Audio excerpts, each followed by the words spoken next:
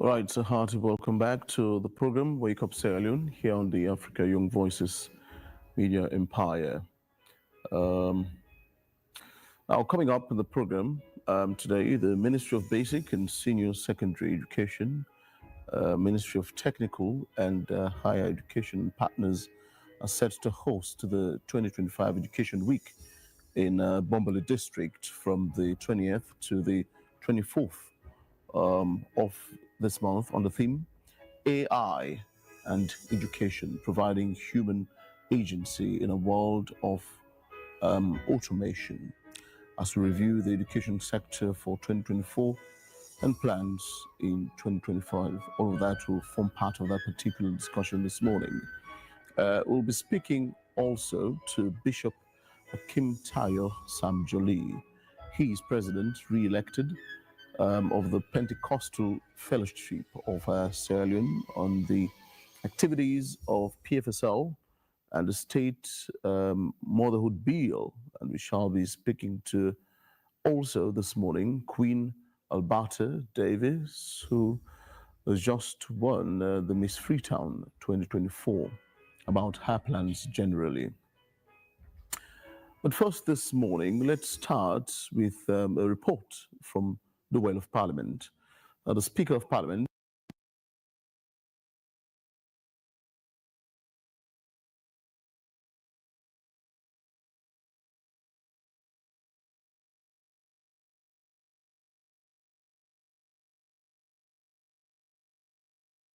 said journalists soon. He also added that the House will hand down required punishment. Now, in his statement, the Speaker also noted that the media is well biased on his allowance and that has the power to not media.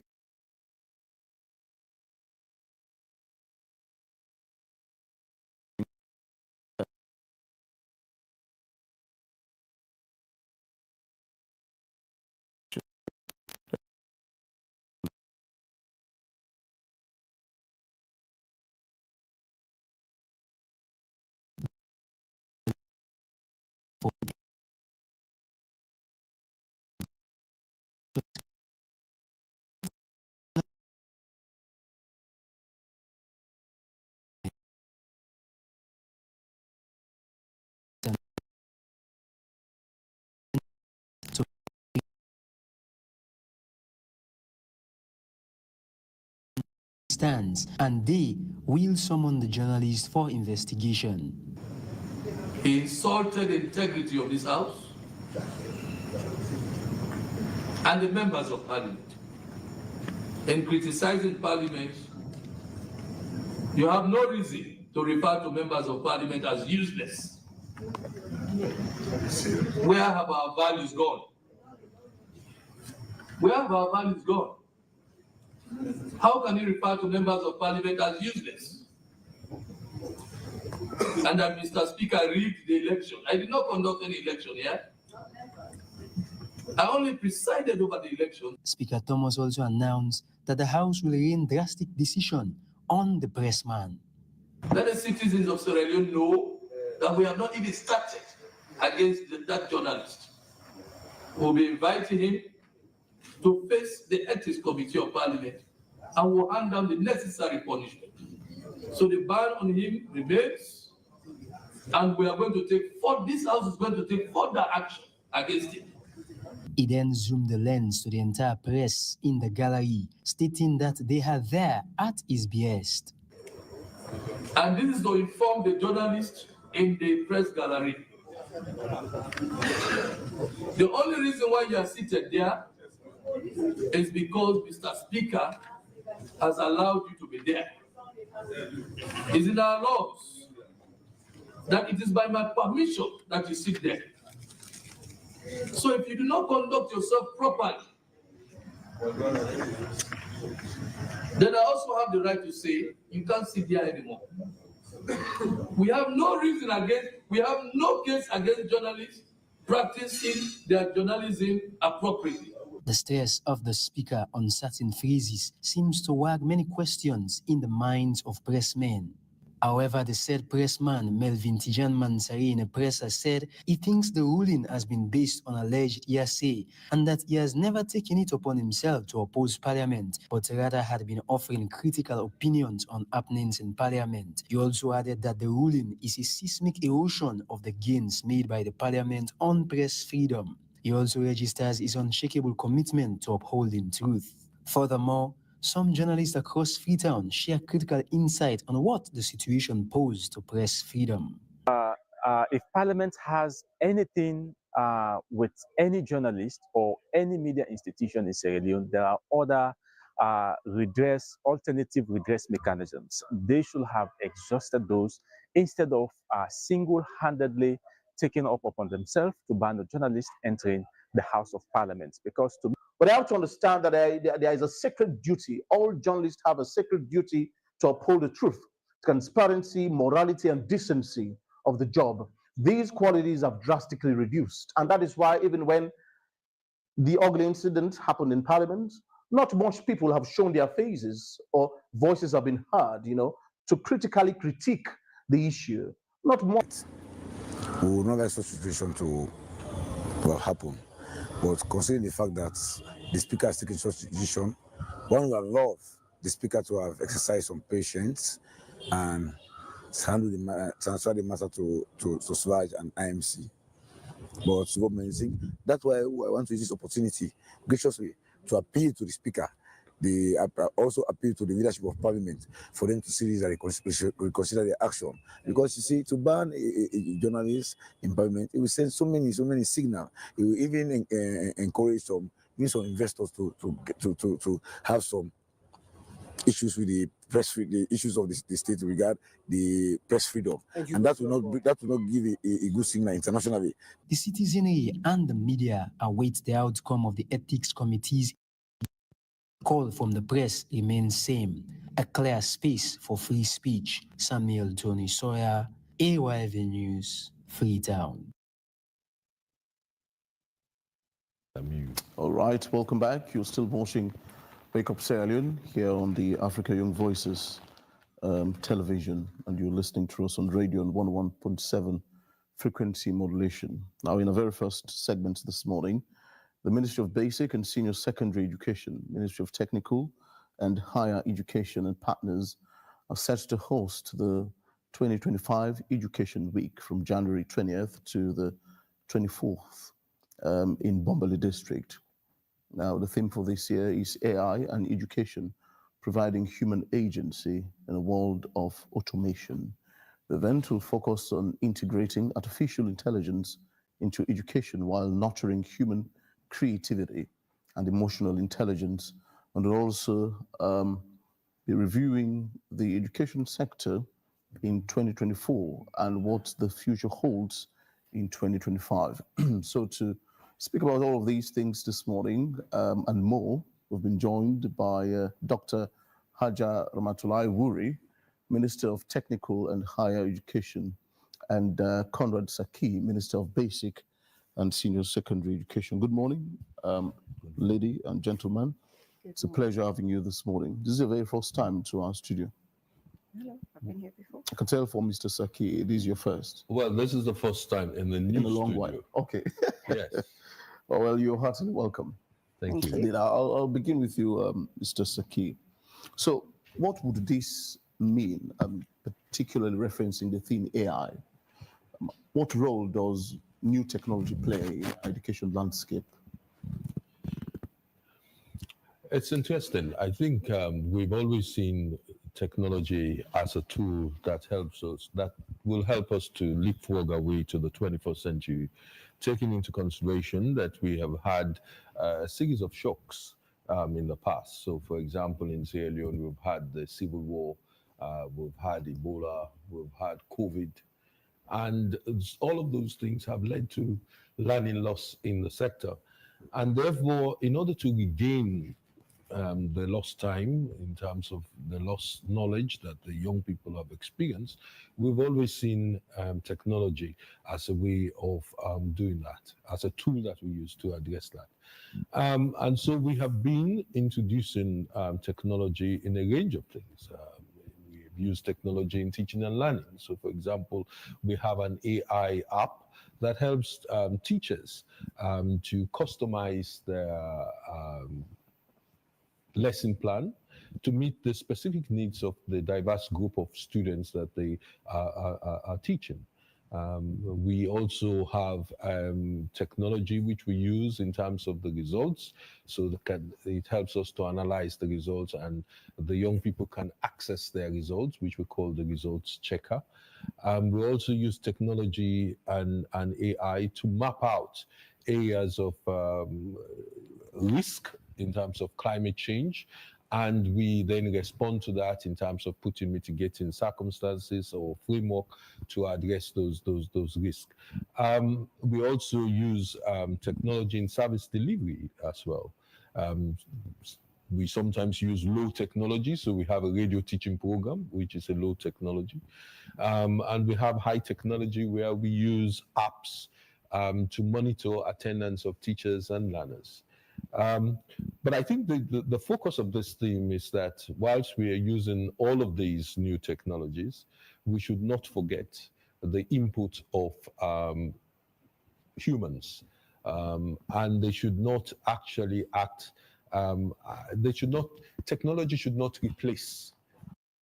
So, for example, if we take, for example, teachers are not just there as facilitators of information, whilst your technology would be there to give you data insights and things like that.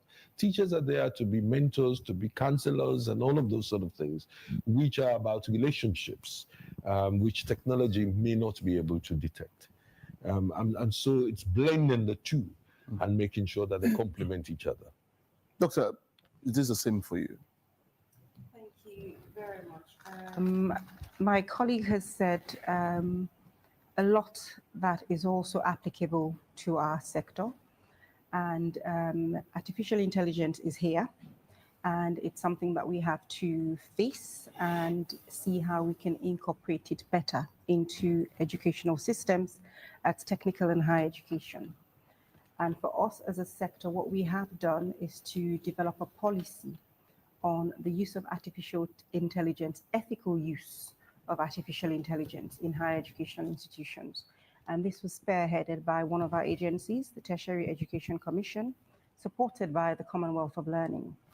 And beyond developing the policy, we have also held a series of engagements with stakeholders, university officials, university leaders on the policy itself to ensure that when we implement the policy, there's going to be buy-in and there's going to be a general consensus that we need to use AI ethically within educational systems.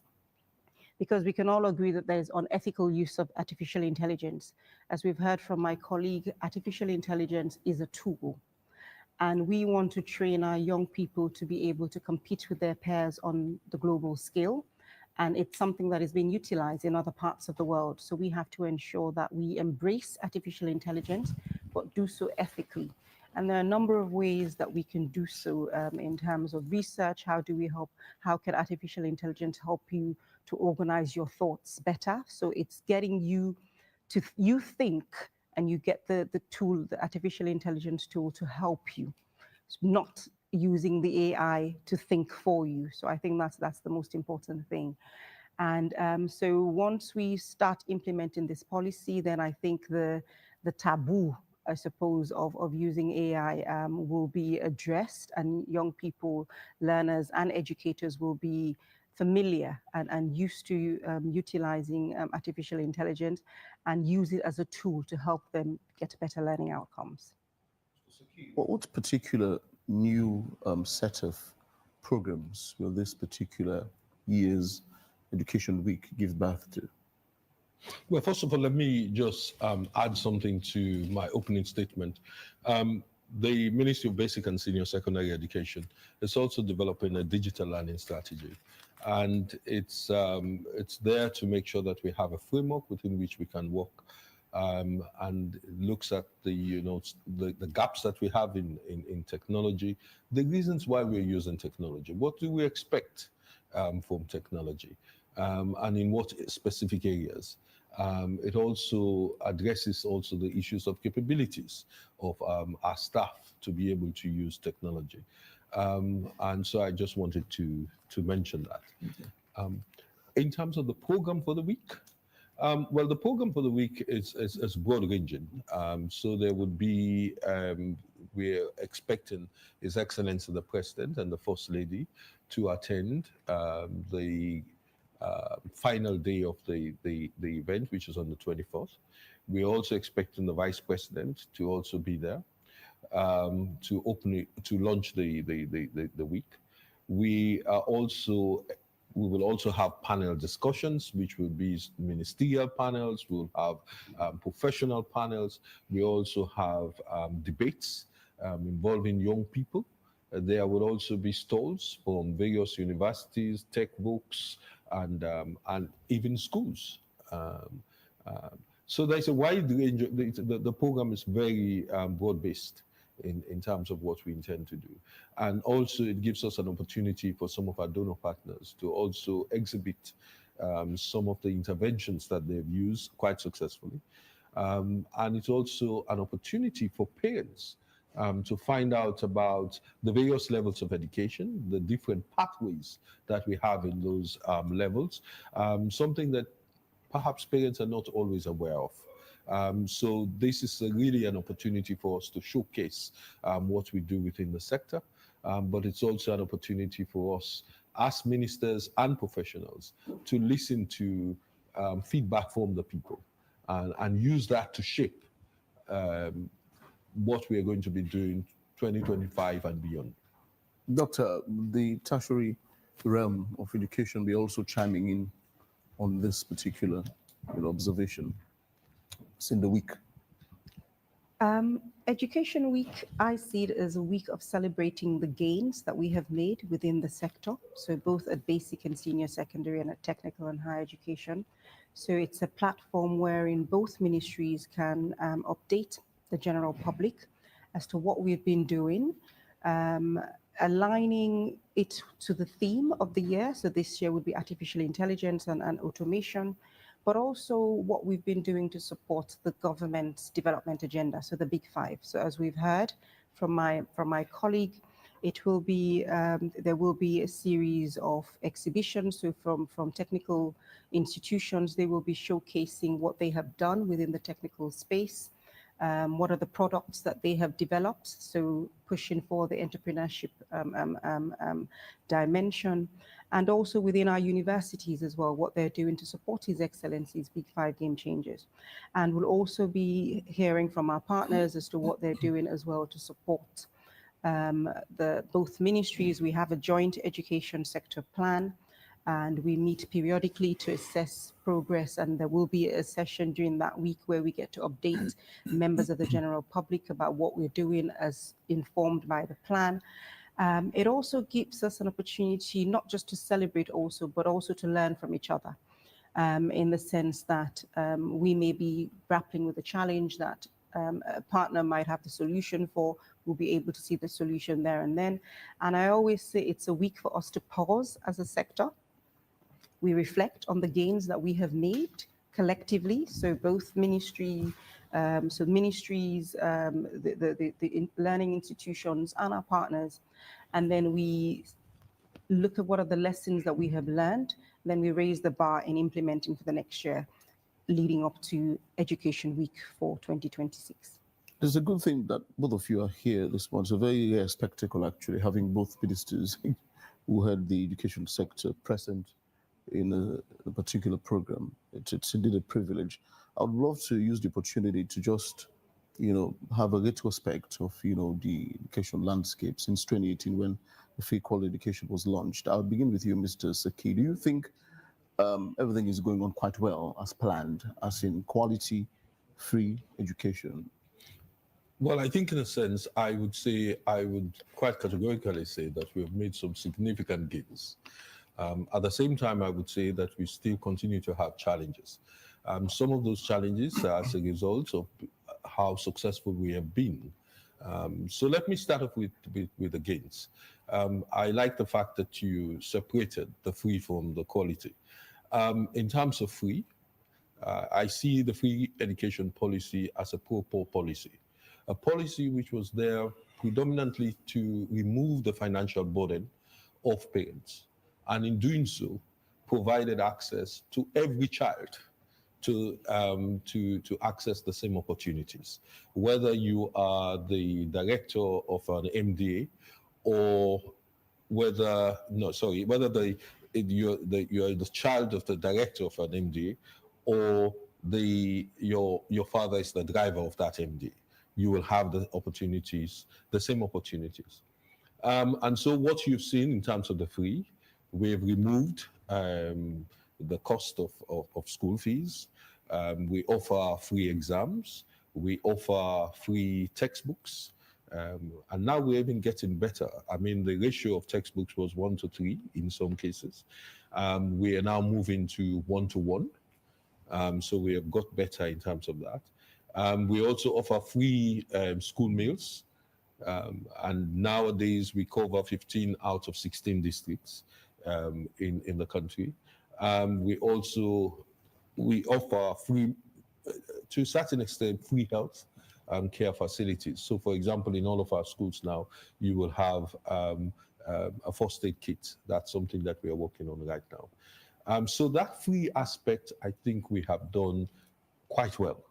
As a result of that, we've seen an additional 1 million young people coming into the school world, yes, which is phenomenal by every measure. But that also has created a challenge in terms of housing these young people. Now, in terms of the quality, that's what we are focused on at the moment. So we've had quality before, but we need to improve the quality.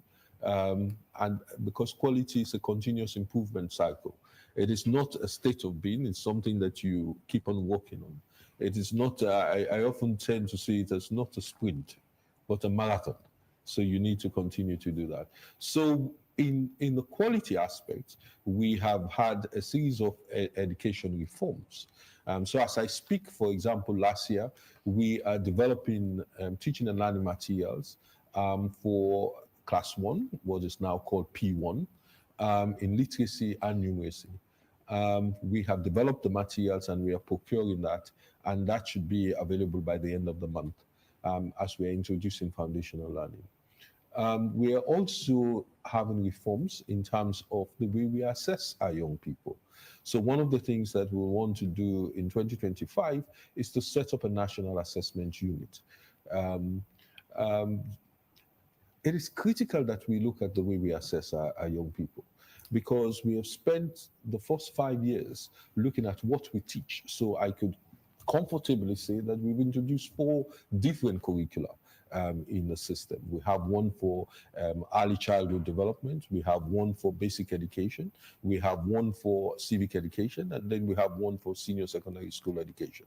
Now we need to be asking ourselves, how do we teach? So we are introducing new methodologies in terms of teaching. So in terms of foundational learning, we are using the science of learning, which is completely different from what we have done in the past. And the reason why we are doing that is because when we have done a national baseline assessment, which we did in 2021, we noticed that we had some significant problems with learning poverty. Now, learning poverty is defined as having a child age 10 who can read but cannot comprehend. And if you can read and cannot comprehend, you have a serious challenge, because the further you get into the educational space, you will then be required to apply critical thinking. And so as a government, we are spending a significant amount of resources to make sure that we get foundational learning right. And in the President's New Year's message, he also singled out the fact that we are focused on foundational learning. And incidentally, Sierra Leone is one of the leaders in terms of the development of foundational learning in the continent of Africa. So we have been recognized for some of the things that we are doing, but we need to make sure that we execute our aspirations and our mission, and to make sure that it starts to pay dividend in terms of impact. So those are the sort of things that we are doing. But let me also just mention another thing, that of the senior secondary school curriculum. We have one of the most innovative senior secondary school curriculums in the continent. It's divided into three main themes: what we call core subjects, what we call applied subjects, and what we call everyday subjects. So we are now developing the assessment methodologies to be able to assess those. And so those are the sort of focus that we have in terms of improving the quality of what we deliver. Doctor, I'll speak to tertiary institutions now. It seems there's a cloud of understanding deficiency hanging over this country. I mean, Mr. Sake has just explained it in summary. People read. This idea of rote learning in Sierra is causing some serious or malicious damage to our graduates, don't you think? They are being forced to read, pass with good grades, but cannot understand anything they've read. I think a lot of what we do within the Ministry of Technical and Higher Education is building upon the gains that the Ministry of Basic and Senior Secondary, because that's the only way we can protect the investment that has gone into that sector and ensure that we position our young people to contribute positively to societal development. And that might be a challenge, but then we are using technology to see how we can address that. So there's a big agenda within the Ministry of Technical and Higher Education to do more with regards to digital skills training and getting our young people to think outside the box and not just about reading and reproducing what you have learned, what you have read without fully understanding. You need to be able to apply what you have learned in a real life context. And that would entail looking at the curriculum and ensuring that we revise the curriculum to speak to the labor market. And that's an activity that we undertook last year, where we were given some funds from the World Bank and we did a labor market survey for specific sectors. These sectors were linked to our National Development Plan, and we have referred to them as growth sectors. And the whole point of the exercise was to speak to industry players, so those who will employ our graduates, and ask them what are the skills you would like to see in a young person within this sector. Now, what we do with the output of that exercise is what would help us to address that challenge. And that would be using that to inform curriculum review, but also ensuring that the trainers are capacitated to deliver that. But it also creates a platform where we have strengthened our linkage with industry players, because now we're asking them, what would you like to see in a young person when they graduate for them to be able to thrive within your sector? So that goes a long way in helping us to train in a demand-led manner. It increases the chance of employment of a young person, because now when you graduate, you have the skills needed for the current market. But there's also a window of opportunity for us to replicate the same for emerging sectors. So using horizon scanning, looking ahead, what are the sectors that will potentially be a growth sector in the future, and start positioning ourselves now. So using that very proactive approach. And I mentioned earlier that we also have plans to use digital platforms. We can all agree that we live in a digital era, and we have to ensure that we use that to enhance what we're doing. And within technical and higher education, I've already mentioned about the open distance learning. No, I haven't.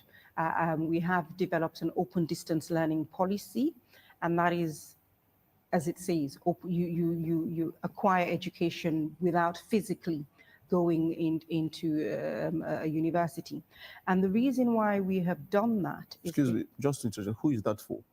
Open distance learning policy is for the sector. Across the board? It's for the sector.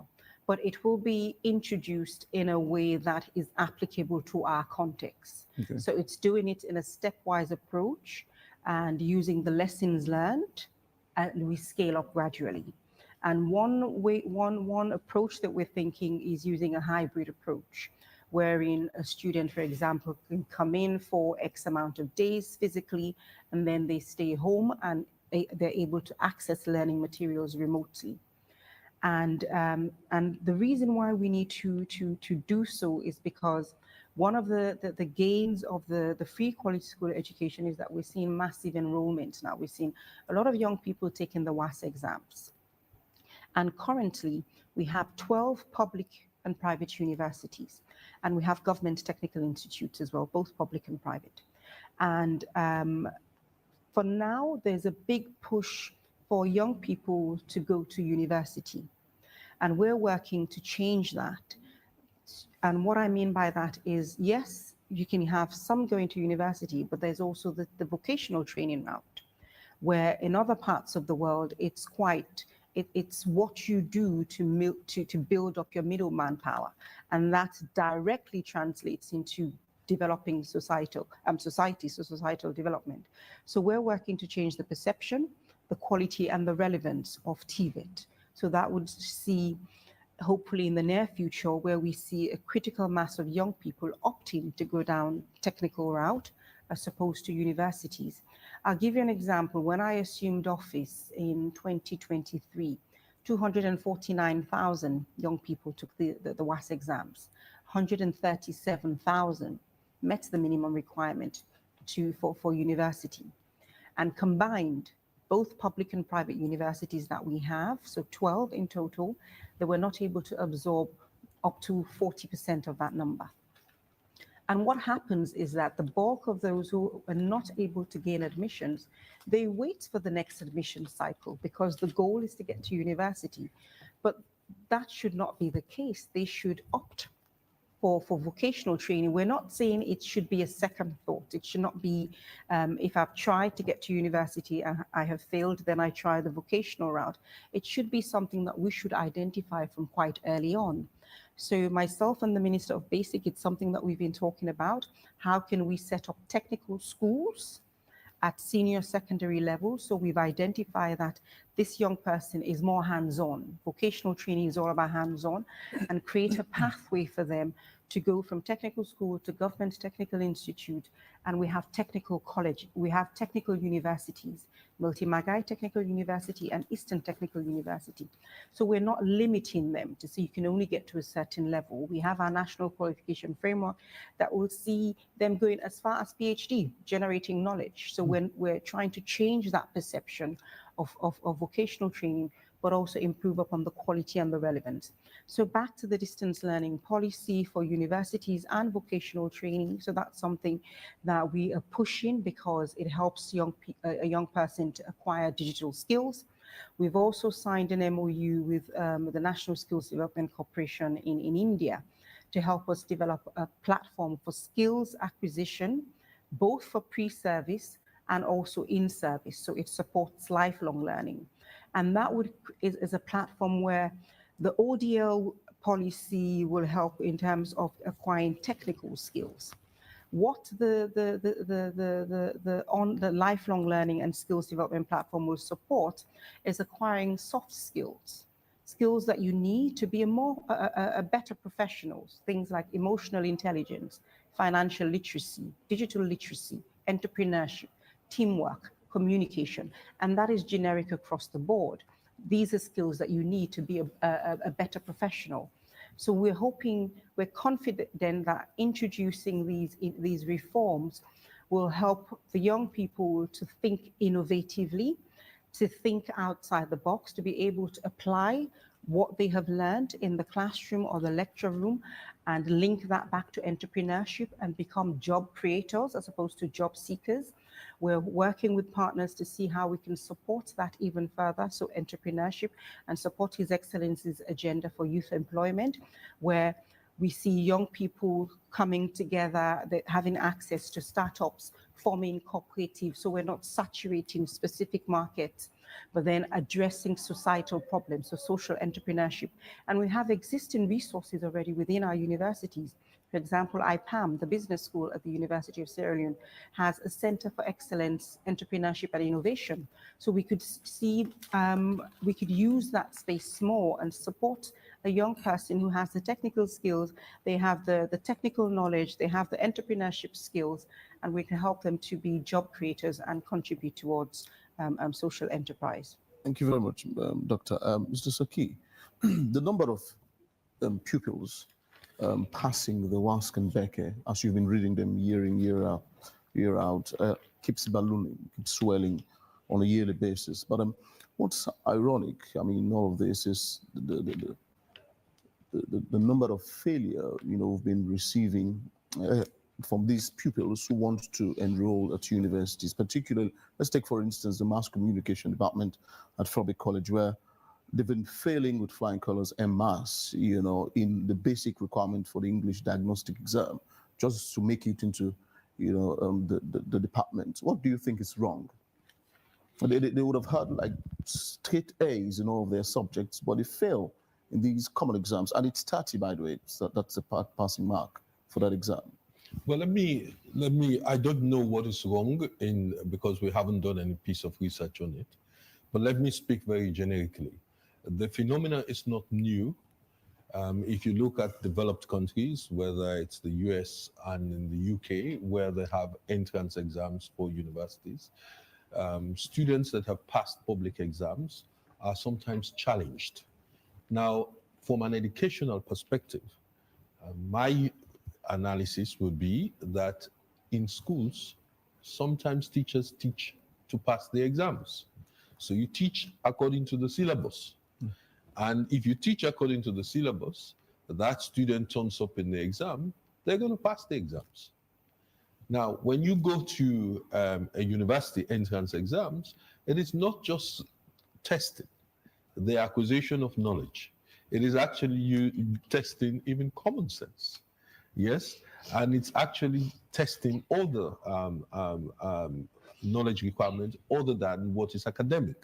And therefore, that's where lies the challenge. You could say the same thing in England. You have entrance exams for even jobs, certain jobs, and people turn up with 2-1s and first class, and they fail. Now, do you then say that the quality of the university, of the education, is suspect? The answer is no, because what they're testing is not it's not based on a syllabus. It is based on either your emotional intelligence, social intelligence, and other things. And so I think that's why you have that sort of problem. But I think it is worthwhile for us to conduct some research for us to find out what the real issue is. But as I say, for my 35 years plus experience in education, I don't think this phenomena is peculiar to Sierra Leone. Embracing modernity, in academia has also posed a beguiling challenge to a lot of, teachers, I would say, in the country. Are there opportunities for overseas, traveling for these teachers to be exposed to learn more modern skills, if you like to call it that, and come back and implement them in the classroom? Yes, there are opportunities. I mean, most foreign embassies do offer scholarships to our teachers. But what we also do quite periodically is we offer in-service training for our teachers. So as you may be aware, I was the chair of the Teaching Service Commission. On a yearly basis, we have trained over 40,000 teachers. Invariably, when we do these trainings, we have brought in technical assistants from abroad. So there's a knowledge transfer. And the reason why that approach is perhaps more financially viable is the fact that you have a broad range of people who can then attend those courses. We'll continue to do that. Let me just give you an example. Just in December, we trained over 14,000 teachers. You may recall that in my earlier submission, I did say to you that we have introduced a new approach to teaching foundational learning using the science of learning. And so we had to retrain our teachers to acquire these new skills. And so that's what we do to upgrade their pedagogy. Yeah. And we'll continue to do this, but we do have assistance from foreign countries to help us to send our teachers to abroad for training as well. And by the way, I also take teachers abroad when I go to conferences. So the last conference I attended, it was one based on foundational learning, and I took the teacher who won the Presidential Best Teachers Award for the primary level to that conference, because what I wanted her to see was to do two things. One, to have insight into what is happening in other countries.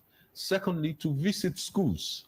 It was in Rwanda, to visit schools in Rwanda, so that they see that some of the challenges that they have, even in Rwanda, that we think is this model of excellence, it's the same as what we have in Sierra Leone.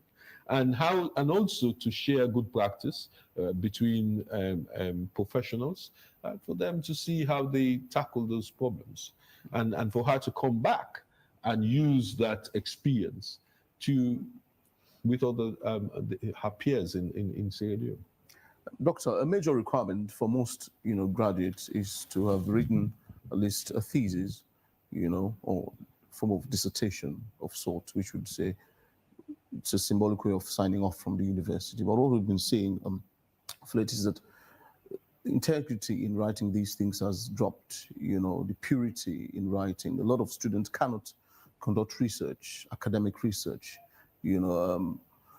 Laggardly, we've seen a picture where the thesis of most of these students are being written by other people, and even after they had written these things, what we see is that in other countries, as I have read before even this morning, is that some of these theses are being used to solve problems in these countries. For instance, I wrote, while I was some years ago actually, medicine and television, you understand, and the capability of the screen, to help educate the public and to become more healthy. But after you've written that beautiful thing, nothing comes out of it. They're either dumped at the back of some building or being given to hawkers to sell bread somewhere. It's quite disheartening. How can we change this? That's a very interesting question, and I'm glad you brought that up. So as you know, I served within the medical school, the College of Medicine and Allied Health Sciences, before being appointed by His Excellency. And I was involved, part of my duty was supervising students, medical students, pharmacy students, nursing students, and med lab students for their final year dissertation. And so that has given me embedded insights into some of the challenges that we have within that space. But it also creates an opportunity for us to do something about that. And one thing in my experience also involved in research within the medical school is that I ensured that the research that I was engaged in spoke to a national need. It was needs-based, because that's the whole point about research, generating evidence to inform policy and practice. It has to be relevant. And a few months ago, I convened a meeting with professional heads from ministries, departments, and agencies and universities to create a dialogue platform where we could talk about how do we address this problem and further strengthen the linkage between universities and ministries, departments, and agencies, because universities should be at the forefront of generating evidence that government can use to inform policy, and that can be translated into practice. And what I wanted from that meeting was for the ministries, departments, and agencies to send in a list of areas, issues that they're grappling with now within their sector. And the ministry will then collate that by sector and send to the relevant institution and say, right, when the students get to their final year, ensure that their research question speaks to the gaps that we have identified coming from the ministries. And the benefit of that is, one, I think it would be very motivating for a young person to know that the research that I'm doing is actually valued by a ministry, a department, or an agency. And it also creates a platform for a young person to engage with that ministry, department, or agency. There's the opportunity for them to be able to translate the evidence that they're generating in real time. And I think that would also increase their chances of employment within that ministry, department, or agency if there's a vacancy, because if you do a very good job, your chances of being retained or recruited will be increased. So a lot of other suggestions came out of that meeting. So it's still work in progress. But that's the direction of the ministry, to ensure that a young person in university, before graduating, they should have this understanding that whatever you do should contribute positively towards societal development. But there's another side to that as well, wherein we have to ensure that the universities also position a young person to be able to conduct research well.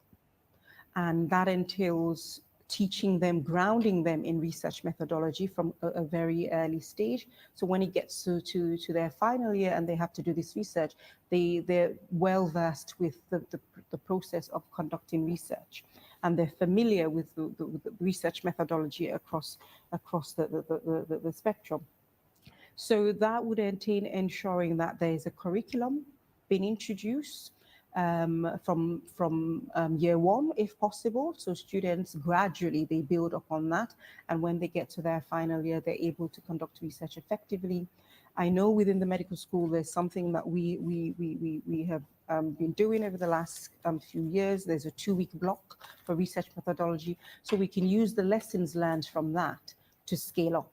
And there's also a need for us to capacitate our trainers, because our lecturers, because you cannot be a lecturer supervising a student if you are not fully grounded in research yourself. And so we're working with our universities to develop a capacity building fund for early to mid-career researchers within universities that they can tap into, help in terms of their capacity building, continued professional development, expand their network, and take up their role as researchers, because there are 3 core functions of universities: research, teaching, and community service. So that's one of the initiatives that we're using to ensure that the trainers are also capacitated to supervise the students well. And we can also use technology when it comes to student writing skills. And we know that we have a challenge. We have people out there who will write dissertations for students. And the way to do so is, the way we can address that is ensuring that we ground the students really well in research methodology. And if you have the lecturers capacitated, they will be able to pick up, because everybody has a writing style. So if a student has submitted a proposal and they have a specific writing style, and then fast forward a few months, they submit a dissertation that is beautiful, you're able to pick up that there's a difference in the writing style. And we can also use technology. We have plagiarism software in other parts of the world. We can incorporate that into an education management system in Sierra Leone, where students will submit their work, and this tool will be able to tell us if it's been plagiarized from some place or not. But I think ultimately, if we ensure that we develop training material and we really ground the students in the principles of research and they understand, then there's no need. With time, we will wean them off this need to go and seek someone else to do their research, and also help them to start thinking about how they can publish their research findings and contribute to the general body of knowledge. So, Saki, you've been taking notes for a while. Are there particular things you'd like to reference? Well, I was actually struck by the question you asked about rote learning. Yeah. And I think it has been a challenge in the basic education sector. And we have been looking at ways and means of addressing those. So if you look at the senior secondary school curriculum, we have core subjects, which are basically the subjects that are traditional subjects. But we also have applied subjects. And when you start to introduce concepts like applied subjects, then the assessment methodology becomes slightly different. Because what you're now asking people to do is not just to reproduce the knowledge or the information that you've given to them, but actually getting them to apply those knowledge. And there are a couple of things that I've seen in recent times in Sierra Leone that gives me room for quite joy, I would say, or delight. So, for example, I have witnessed a robotic competition. And mind you, this is not only, I've seen it in the private schools, I've also seen it in public schools. And this is students applying their knowledge in a competitive way. I've also recently went to a business speech competition where 7 schools competed to present business ideas. And I think it was won by the Sierra Leone Grammar School. And my school was also part of it, the Albert Academy. We've also seen mock debates in Parliament. And I have been extremely impressed with what we've seen. There are clips on social media where they have debates in schools. These are all things that, you're allowing that student to use their creativity, their critical thinking, and apply things. We've started to see project-based learning in our schools. We've seen the way we ask questions are no longer closed questions, it's open-ended questions, so that they have the opportunity to be able to open up and use their own critical thinking in the answers to the questions. We've seen in some of the assessment methodologies that we are developing the use of real-life applications, and we've seen also portfolio building.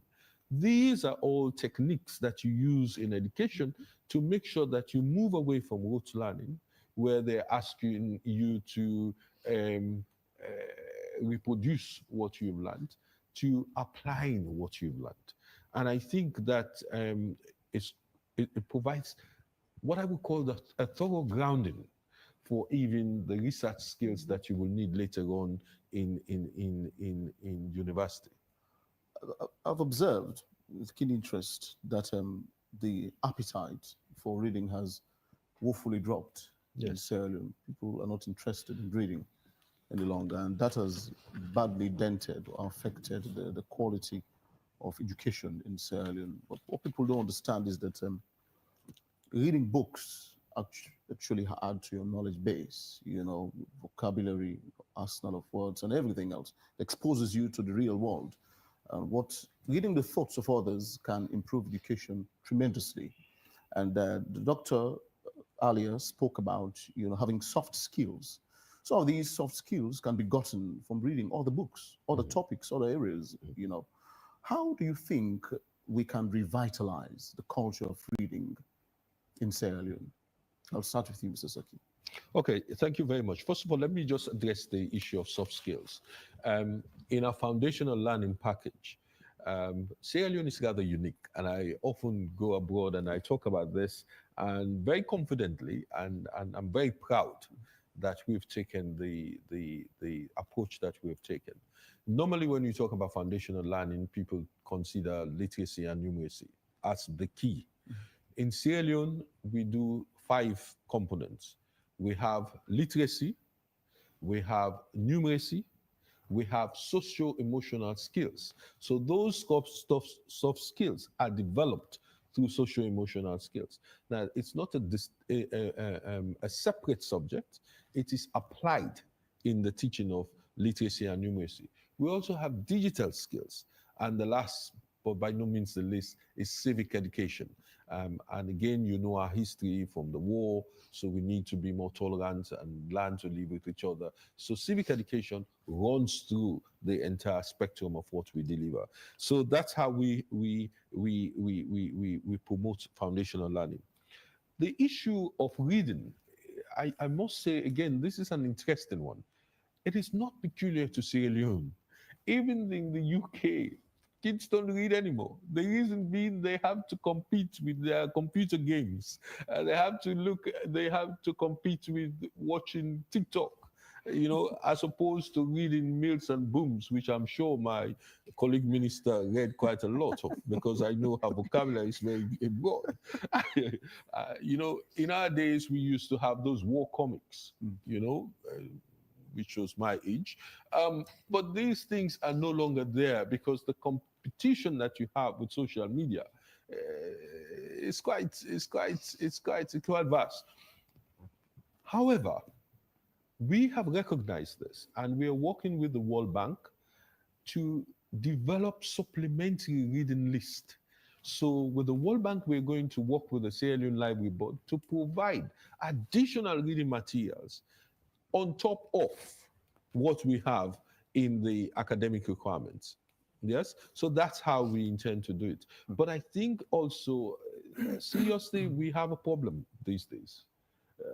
Our kids are exposed to things that we were not exposed to. And you know, that 5 minutes TikTok can give you an insight, but it doesn't mean that you read. You don't pick up vocabularies. You might have the insight, but not necessarily the vocabulary. But this is how we have planned to approach that, introducing supplementary reading materials for all schools, and certainly in the early years. Doctor, we're rounding off now. My household, we like John Grisham's series a lot.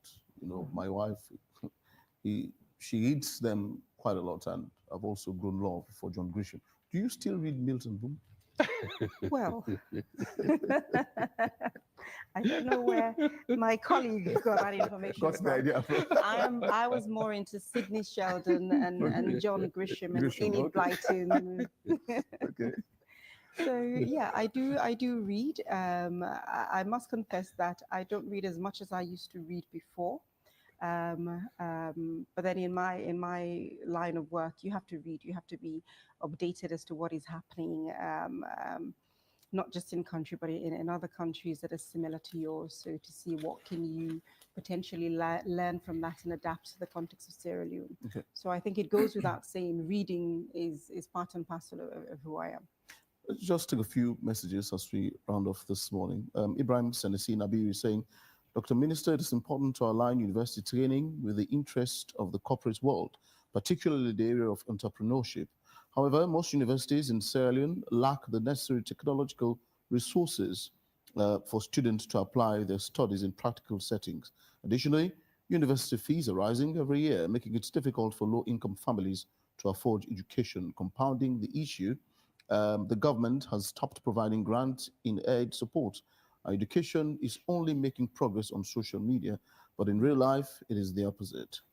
Sar Toure is saying, good morning, AYV, and thank you for hosting the education ministers. My concern is with the recruitment of TechVoc teachers who don't have TC or HTC, as that is the requirement set by the Teaching Service Commission. The State of Dwazak is saying our academic sector is full of challenges because of the lack of proper monitoring from the school level to the university. It's sad when people are receiving salaries at the end of the month without any dedication. The classrooms and lecture places are empty because of a lack of monitoring. Osfriend is saying education being a systematic process of training the mind with knowledge. The nation's education capacity of individual beneficiaries seems unspun.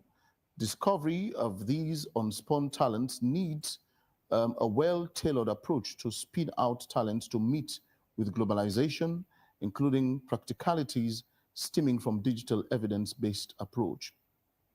Dr. Wuri, our tertiary system is frustrating as a result of the attitude of university workers. Annually, students' grades are missing, and new academic year will start without students not knowing their fate, whether they will be promoted or not. Osfriend is saying again, has the Ministry of Tertiary Education rectified the issue of home-based science student scholarship fund? There was an issue with those funds redirected to few international students, leaving the home-based students to fend for their funds in pursuit of science careers. Are these funds going to be ring-fenced? Mosdi is saying the difficulties with the critical thinking and or thinking outside the box approach in our education system is, I believe, has to do with our kind of tradition focusing on learning. Sierra Leone's education system from colonial to post-colonial era was mostly based around the traditional departments of law and medics. These departments, with all due respect, are focused more on reading and comprehending the applications needed for these disciplines. Lawyers studying particularly law, be it natural or international law, commercial law, constitutional law, etc. Similarly, for the medical department, the same practices apply. In my experience, and probably many other students for my era, many, if not all teachers would actually query us for attempting to write our exams in our own words. They rather preferred word for word approach. Pure common sense is the father of textbook education. When this is tapped into and transformed for human consumption to yield national development, and Osfriend is saying that. Dawda Tarali is saying, our education system is not fit for purpose. We are using yesterday's knowledge to train today's children for tomorrow's technology. We have students in our universities reading BIT and can't even explain how artificial intelligence works.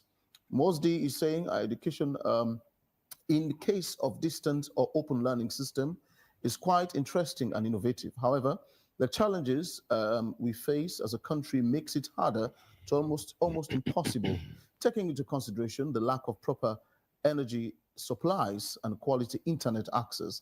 Probably only rich in our society could afford this at the moment. Improve the library standard, reduce the university fees, and reduce the syllabus, then we'll begin to have a successful graduate, Swissman is saying. These are the messages so far that we've recorded. Mr. Saki, would you mind to start? Yes, well, let me start off with the issue of quality in our schools. Again, I did, in my previous submission, I did say that the focus now in terms of education is on improving quality. The first step that we have to take is to review the role of the school quality assurance officers. And we are working with an organization called Lewilan. We are developing a new framework for our quality assurance officers. And what I really want to see is, you know, if abroad, when an inspector goes into a school, you will know whether at the end of that inspection, whether that school is up to a certain standard or not. So they grade the schools, whether they're outstanding, whether they are good, fair, satisfactory, and so on and so forth. In our system, there's no grading. So you don't even know whether that school has met the minimum standards that you have in education. This is what I want to change. I want to make sure that when a quality assurance officer goes into a school, I would know whether that school is meeting a minimum standards. The parents will know that their school is meeting the minimum standards. The community will know whether that school is meeting the minimum standards. Let me also address the issue of attendance of teachers and attendance of pupils. So we have we're using technology in a program called WIDEA, which gets the school leaders to register the attendance of teachers using biodata. So they either use their thumbprint or they use facial recognition. With that, there is a dashboard which I will have access to in the ministry. And a click of a button, I could tell you which schools are below the benchmark for attendance and which are not. And those who are below the benchmark, we will make sure that our quality assurance officers go into those schools to see how they can support them initially. And if there is a question of leadership, we will make sure that we address that. There's one other thing that I wanted to, that we are working on at the moment, and I say it's work in progress. So I wouldn't want to go too much into detail about this. Several years ago in London, there were certain schools that were underperforming. Invariably, the schools that were underperforming were the schools where you have black kids, a predominance of black kids. So the political leadership at the time decided that this cannot be right. It is not equitable. It doesn't promote equal opportunities. And so they started a program called the London Challenge, which is a comprehensive framework to support schools that are underperforming. We are working on something similar right now, because I want to make sure that when we talk about radical inclusion, we are not just referring to individuals. We want to make sure that the institutions are radically included in the high quality that we want, and no school should be left behind, irrespective of where that school is located. And that's something that we are working on right now, and it's something that once it's ready, we will make an announcement. Doctor? Thank you very much. So there was a question about the granting aid scheme. And someone also mentioned about home-based funds being diverted to international students. This is the second time I'm hearing that.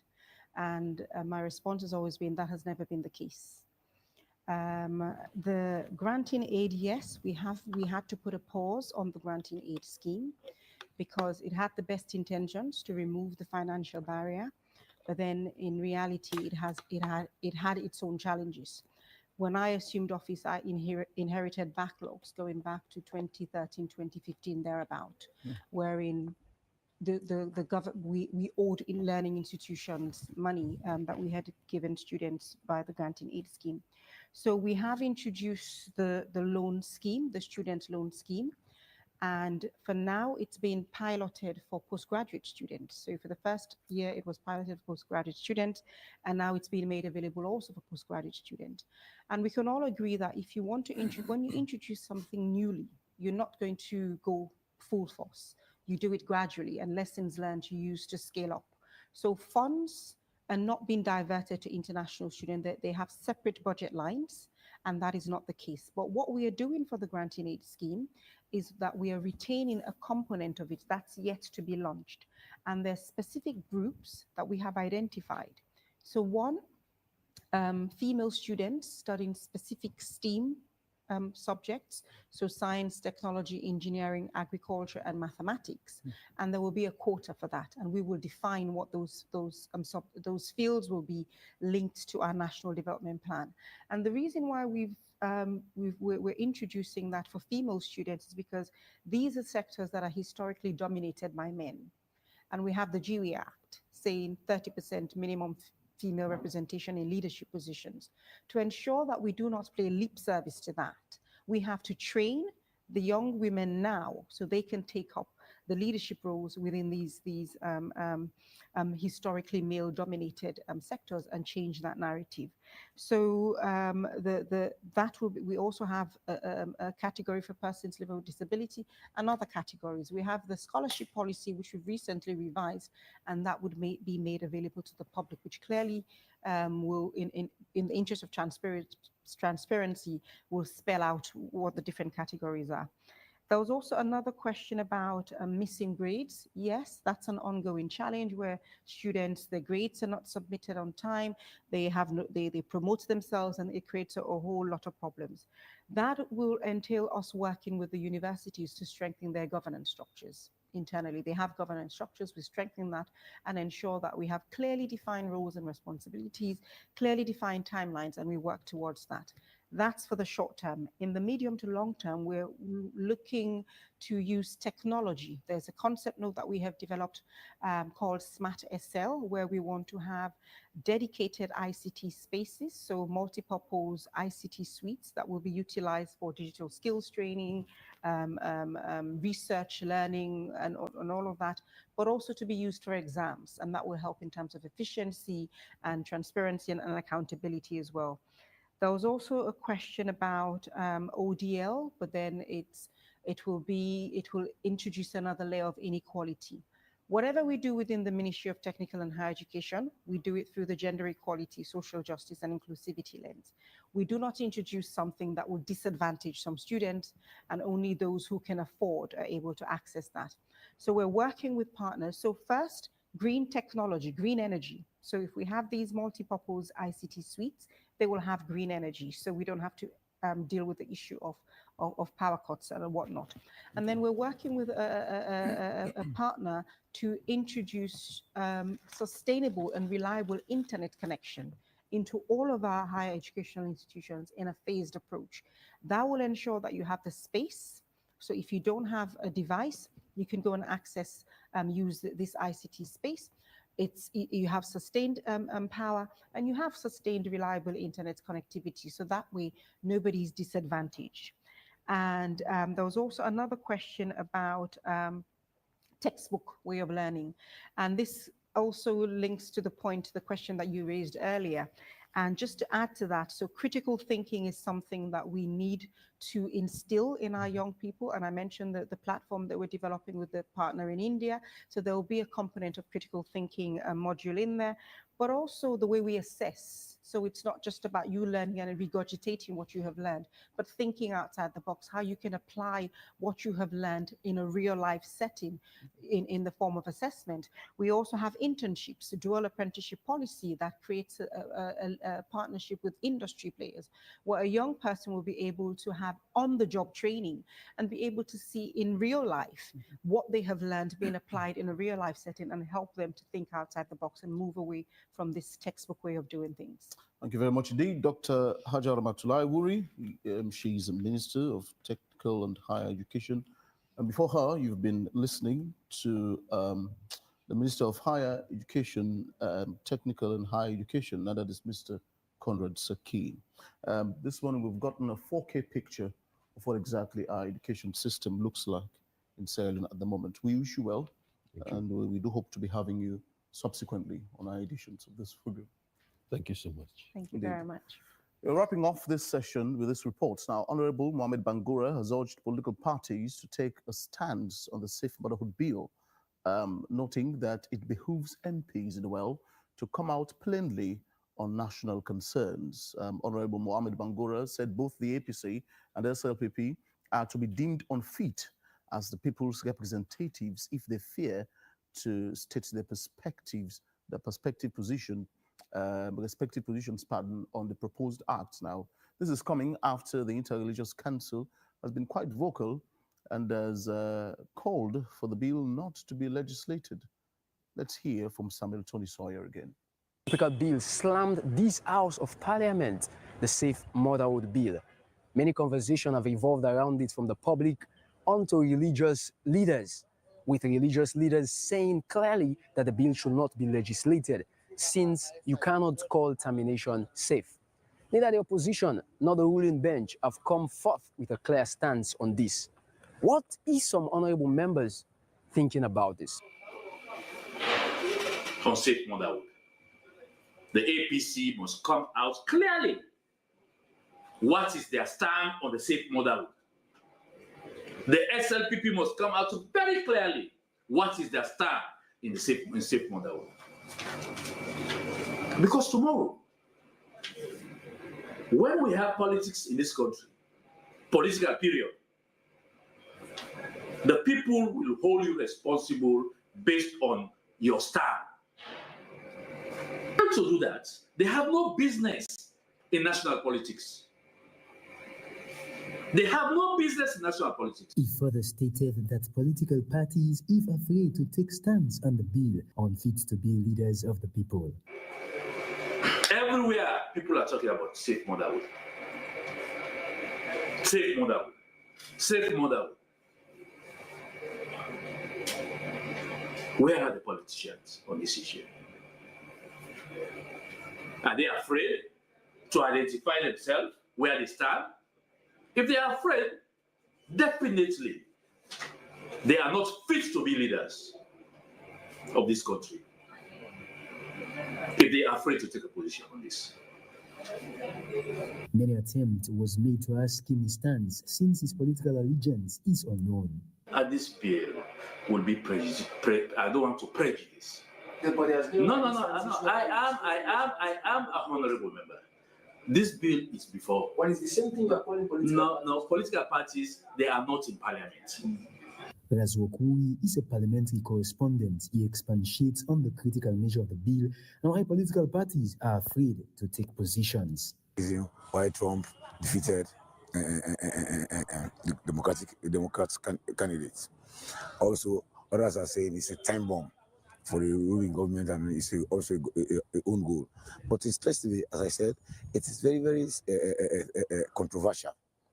Considering, even though Sierra Leone is a religious tolerant state, but most of these political parties base their ideology. In fact, I would not say they have the ideology, they are being entrenched by this religious fanaticism. Victor Jones and Toloma Suma are two critical journalists. They offer insights on the matter. Rules are changed along the line, or people begin to brew again, the spirit of integrity and respect and the decency of the rule of law. These things will not take order. It will just be, total disarray. And what we've seen in Parliament the last few weeks, months, have just spoken to the very reality that integrity in Sierra Leone has drastically waned. that perhaps except otherwise that a Messiah appears, from heaven. But I feel these things will continue to linger. It's very sensitive, I will put it that way. The Safe Motherhood Bill is a very sensitive bill, and it will be difficult for any politician to come outright to take a stance on it. We have seen on the government side, government politicians trying to defend the bill so that it will be passed by Parliament. We have seen religious leaders, both Christians, Muslims, Rastas, and every other religious doctrine, speaking against the bill. So, in the issue of Sierra Leone, political parties have so far distanced themselves from topical issues. However, it is important that they remain accountable to the people. Notwithstanding this, whatever their position will be, the voices of the people should be their concern. And one group, the Interreligious Council, have expressed deep concern over the issue. Samuel Tony Sawyer, AYV News, Freetown.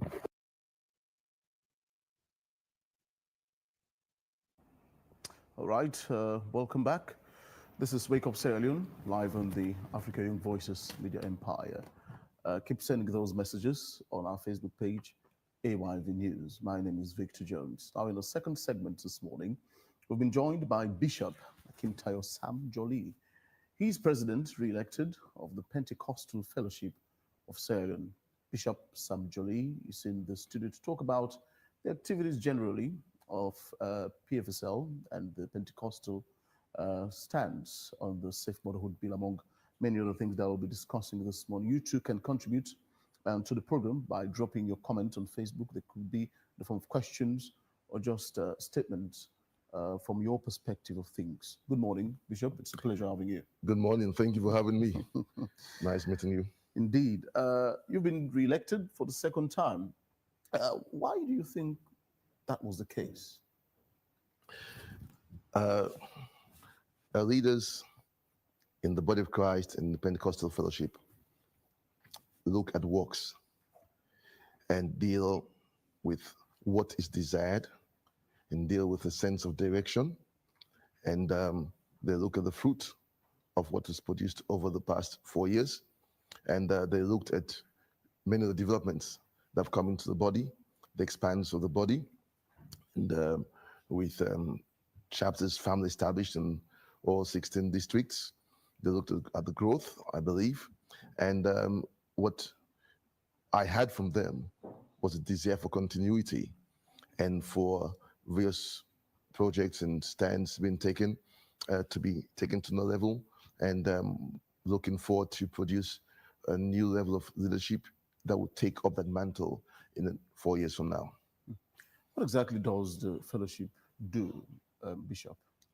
So the Pentecostal Fellowship of Sierra Leone, it is a coming together of Pentecostal and charismatic churches in they maintain their autonomy, and so we come together for the sake of fellowship, for the sake of addressing issues of concerns regarding the welfare of the body, addressing matters of integrating with other arms of the body, addressing issues of concerns relating to government matters, the policies. The fellowship builds up, strengthens itself for growth, for greater impact, and the fellowship also presents a platform with which we can be able to relate with other bodies internationally, host events and meetings that will be beneficial to the nation, make necessary intervention in social matters and spiritual issues pertaining to the well-being of the nation. So as a fellowship, we give ourselves to some of these areas and much more. Yes. Do you have like yearly activities, that perhaps speaks to continuity from what you've just said earlier? Do you have things that would, what should I say, rekindle or solidify this unionism among churches in Sierra Leone? One of the things that the Pentecostal Fellowship has done over the years, and even before I took over and we've continued to do, is not just yearly, and which has worked extremely well. On a monthly basis, we have the fellowship, the monthly general meeting that goes on first Tuesdays of every month. Okay, and during my time, it has gone to another level where it means there's interaction, there's food, there's prayer, and this goes on every month. So it's actually like a conference held every single month. Now, we also have held other conferences that are now called the National Impact Conferences that goes on in all provinces. And this gathers, we don't have it as a local conference. When we move, for example, to south or to the north, whatever region we hold it, it is hosted as a national impact conference, which means the whole nation gathers together in that province. So the different other church growth activities that we have had in terms of annual, I would say that we have not so much as focused on annual activities. Of course, take for instance what we have ahead of us now on this Saturday, which is the 18th of January, would be inauguration ceremony that comes on after a new executive is elected into office. So those activities have been very instrumental in bringing growth and strength to the fellowship. How many member churches do you have umbrellaed under the fellowship itself, the umbrella body? How many churches? I'll be humble enough to say that I cannot give exact numbers right now, but it goes into hundreds because in Freetown alone, it is ever expanding. And then now we're talking about 16 districts, and I'm not talking about, on paper, we're talking about physical chapters, actual chapters existing. And in this, for those who are not aware, just in this recent stance that the fellowship has taken on the so-called Safe Motherhood Bill, you've seen activities, sensitization activities with pictures coming from all 16 districts, so that it is, no one thinks that it is just a kind of work of imagination, but it's actually existing bodies. So, and the number is increasing and growing because we do have thousands of Pentecostal churches in Sierra Leone who have not been associating. Some of us associated with some umbrella bodies, but most were not. And so now they have seen the reason, seen what PFSL is all about and the impact it has been having. And so more are coming on board. So that number keeps on increasing. I would like to know what particular criteria, if you like, or criterion, determines the particular church's involvement, or membership under the Pentecostal Fellowship.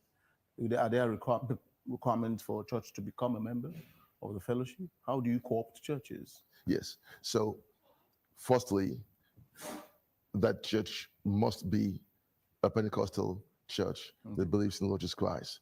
We must share the same tenets of faith, right? And so we go through that one. And then such churches would apply, would get the form, fill that, and state their beliefs. They submit their constitution.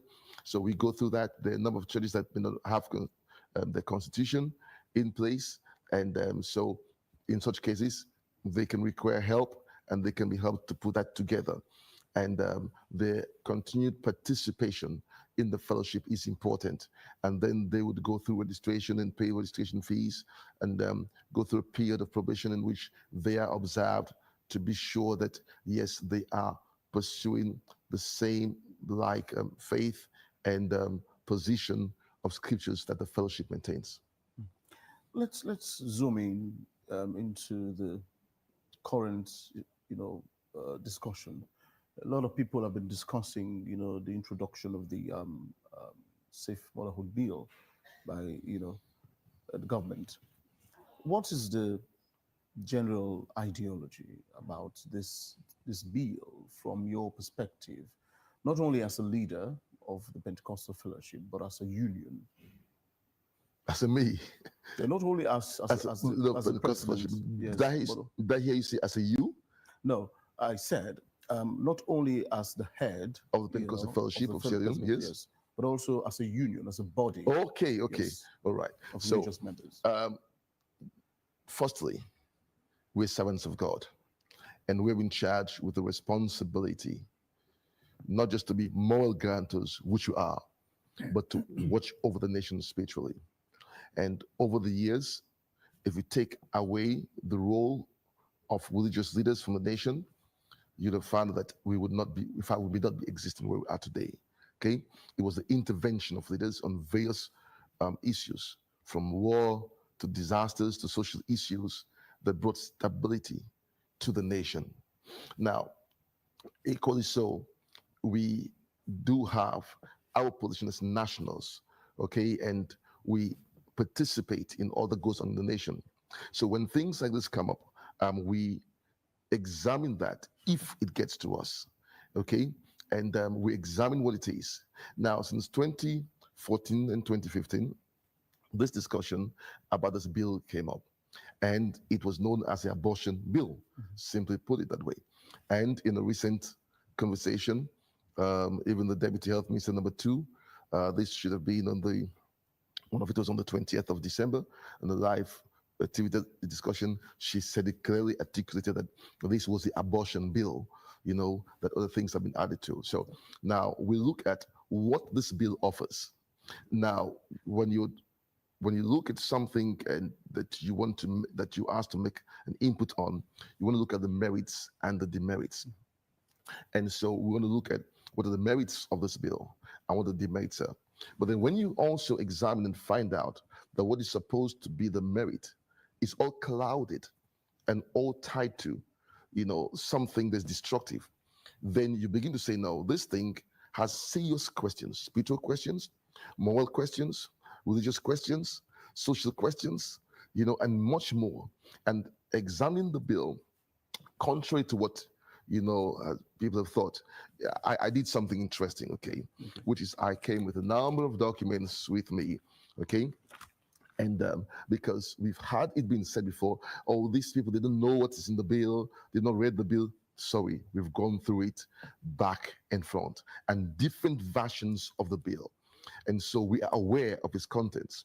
But what we could say is that the bill, for instance, contains a whole lot of ambiguity. And that means anyone can fill it in. It's like a Trojan horse. It's like a, you know, a blank check. You just write what you want to write because of the ambiguity. And then there are also concealed languages which, you know, a layman would read it and not know what it means. And then you have definitions, okay, that are claimed to be international definitions. But then when you look back in research, you find that these are definitions that other nations have rejected, to say, we don't go with those definitions. But we are being told these are international definitions and they cannot be touched. No, definitions addressed, you know, from the United Nations platform, okay, and references can be made to that, okay? And they're concealed languages that hides from people what this means. And so we found a whole lot of deception. Let me quickly say to you that since 2014, okay, on the 2015 and until now, so we're talking about averagely 11 years, okay, we've had various levels of interaction since we went to Parliament and into His Excellency in 2015 to say no to the abortion bill, and the then president did not sign it into law, to now, we would be called into some engagement. In fact, after 2015, things went down. Then a couple of years later, they began to, you know, bring things up again and bring us into conversations. And then we'd put out, what are your concerns? We put out the concerns and say, okay, that's fine. Okay, we've taken note. And this will be corrupted, will be, you know, brought into the document. And then later on, you ask, so do you agree now? So I agree to what? Can we see the document? Oh, no, we had a meeting. So no, yeah, we had a meeting. Let's see what was put into it. When it's produced, it's the same thing. Nothing was changed. In one very insulting engagement we had at, you know, Family Kingdom, the people, the proponents of the bill, sat on the side, and then they said, okay, we know what the problem of the intelligent people are. It is they don't like the word abortion, so remove the word abortion. And, you know, we sat down, wondering, are they really serious? Well, let's keep quiet and see what they're going to do. And true to the fact, they removed the word abortion and put termination of pregnancy. Not just like you're doing with a child. and you're trying to mess around with their minds. I'm like, what's going on here? Okay, and this has carried on all throughout this period. Now, one of the things we've been seeking to do at this point in time, first is to get people to know the contents of the bill. I'm saying to you, because they've been used to the fact that most Sierra Leoneans don't take time to read, they only go with what they're told, okay? And they believe that. So now they use the nice word, safe motherhood. Anyone who hears the word safe motherhood, Bill. And by the way, that name has metamorphosed from one state to another. Okay, safe. And they come with some things, surface matters. You're going to provide good health services for women, and et cetera, et cetera, et cetera. Just a minute. Let's go into the bill and break it down, even before we go into our position.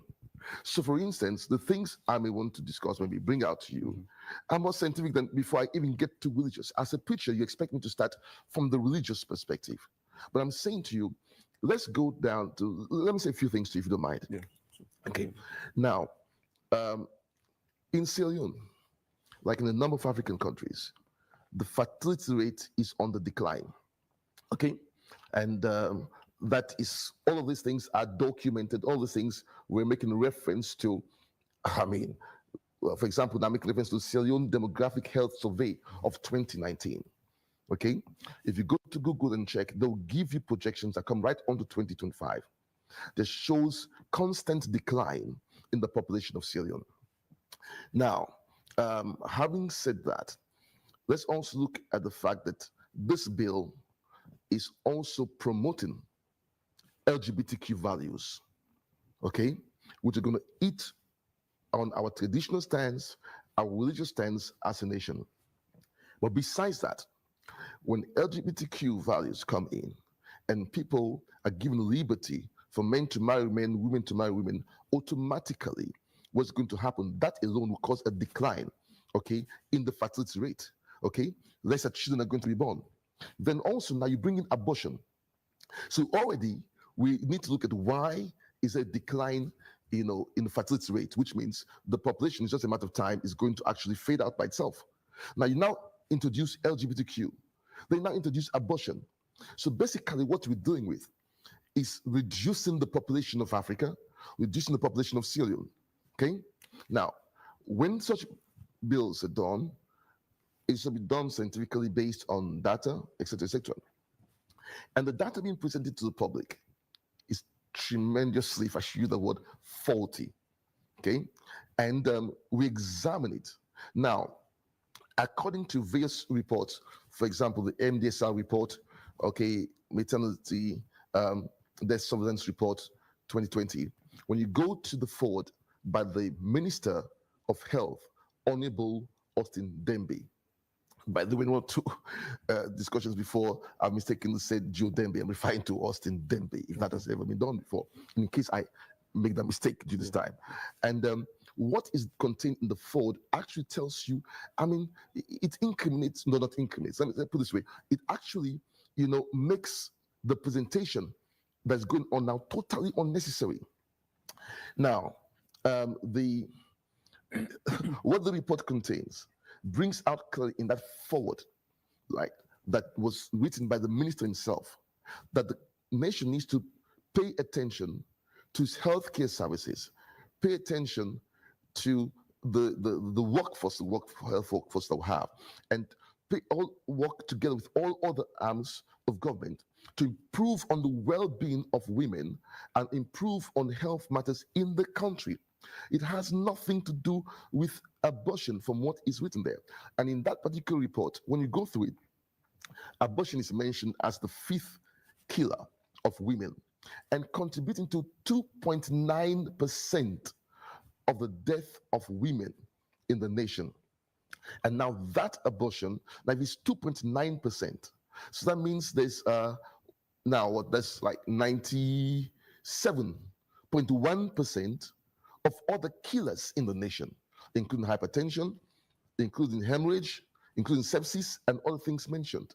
So what's happening why all this attention on the 2.9%?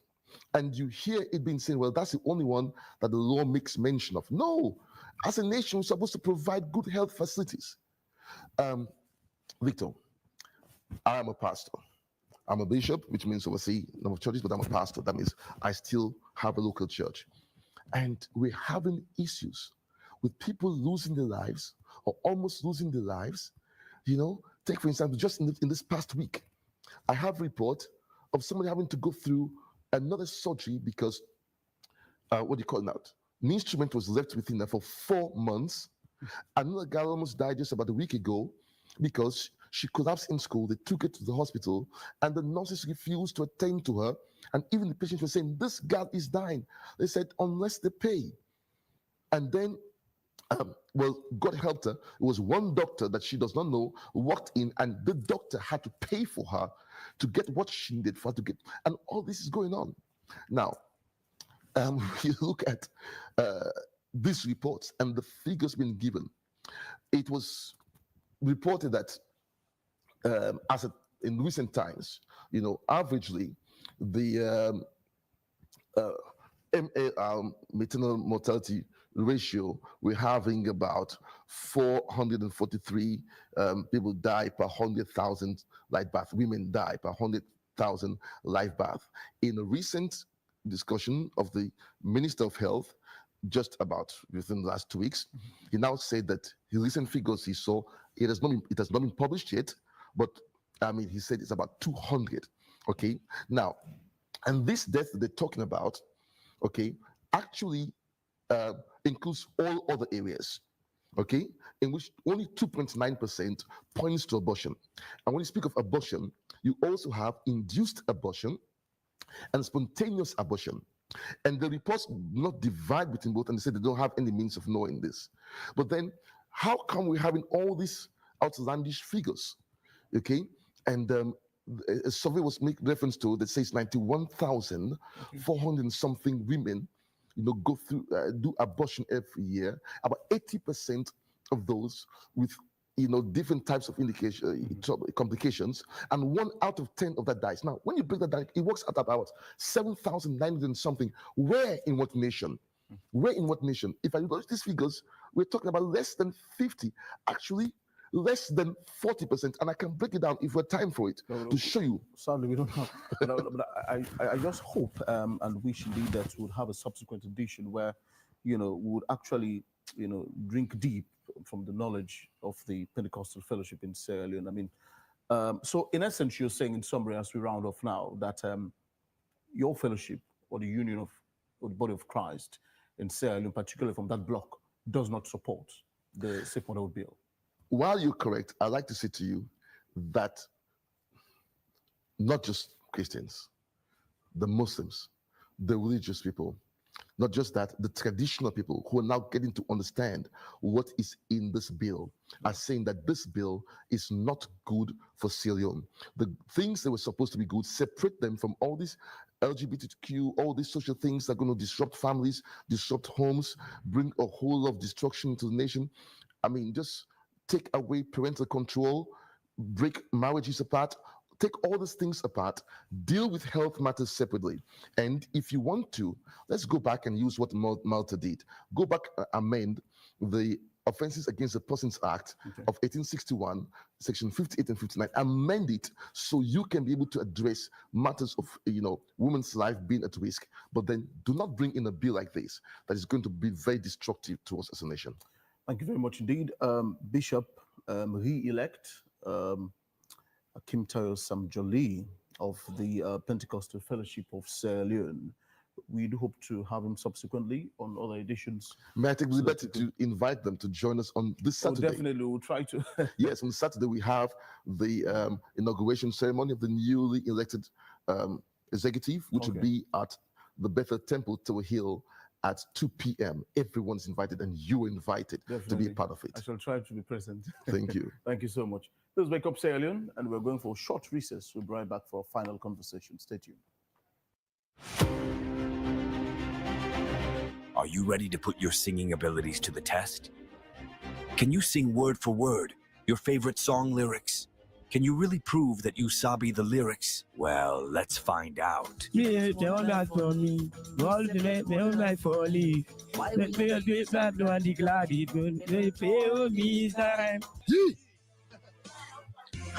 Man, they go die there. I open there.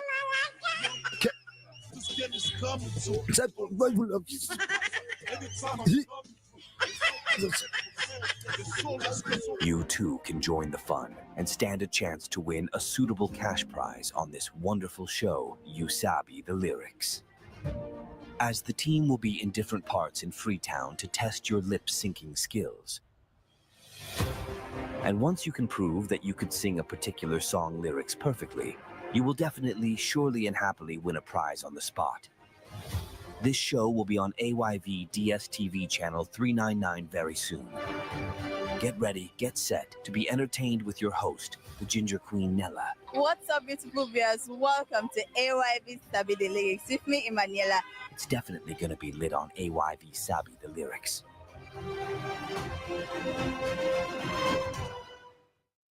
Rocal SIM Copper Plus is an electronic mobile banking application which connects customers to their respective bank accounts through their mobile phones. With Rocal SIM Copper, you can do cash withdrawal, cash deposit, pay for goods, balance inquiry, transfer from RC bank account to another bank account, utility bills payment, buy airtime for GSM phone, request foreign exchange transactions. It is an application that can be used at any time and anywhere within the confines of Sierra Leone, thereby creating 24 hours access to your account. Rocal Commercial Bank, the bank of choice.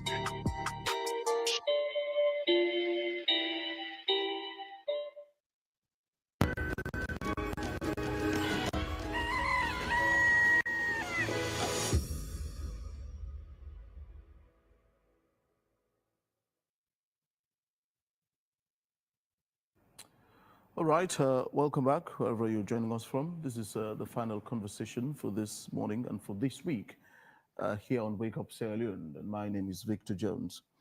I've just been joined by the winner of the recently concluded Miss Freetown pageant. That's Queen Alberta Davis.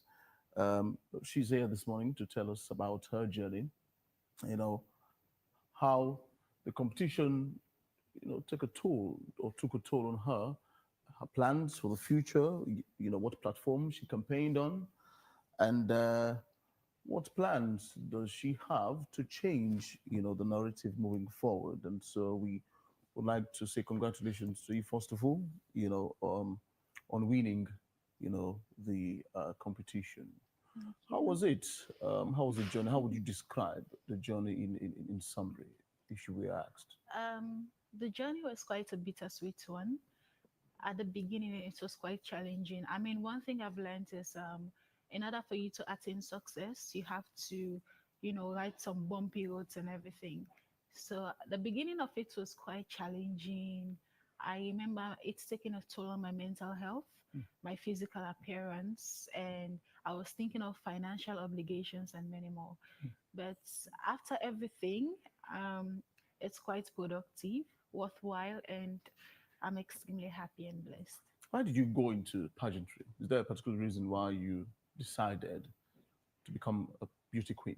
The decision of me entering pageantry was not, it's not as if I made up my mind to do it. Rather, it was as a result of compliments that I had from friends during the university that prompted me to enter pageantry. I had never for once thought I'd enter into this because I do come from an extremely religious home, and there is some sort of stereotype about pageantry and fashion, something related to that. So I wouldn't dare to even tell my mom or probably my grandfather that, oh, I want to do this fashion thing and everything. So upon me entering the University of McKinney, I remember there was a guy who wanted to go for the Mr. Unimark in 2021. So I was his muse. We took a picture together, and the picture went viral within the confines of the university. And a friend sent a message. She was like, "Oh, Lachiva, are you going for Miss Unimark?" I'm like, "No, I'm not going for this. I just took a picture with him." He was like, "Nah, you need to go for this." So since then, I've been hearing compliments. Lachiva, you make a good model. You make a fine model. So I was like, okay, I need to do this.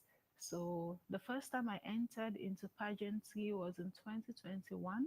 I didn't even tell my family members. I wouldn't dare until later they got to find out. They were mad about it, but later they had to accept it, that this is what I want.